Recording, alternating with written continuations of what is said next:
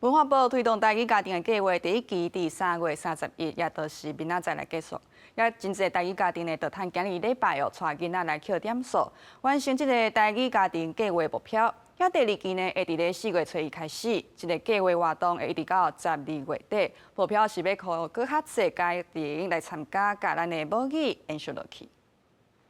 天啊好，天啊日头照，抬头看到一条桥。落雨搁冷叽叽的天气，台语老师带囡仔来唱一条甲落雨有关系囡仔歌。3月31日就是文化部培育台语家庭计划第一期的上尾一天，扣点的活动就要结束啊！真侪台语家庭趁礼拜赶紧来参加台语活动，把握最后扣点的时间。像即马文化部有来推设这扣点的活动了，阮就会使。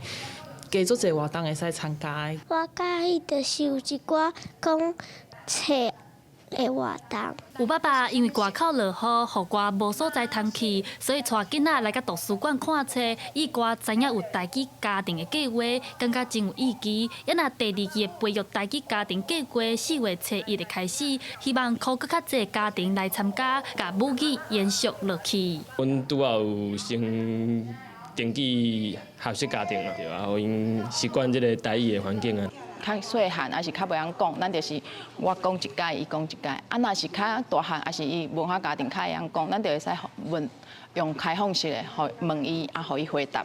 彭志老师讲，即马政府推动培育台语家庭计划，吸引愈来愈侪有意识的家庭来参与。伊感觉这就是一款进步。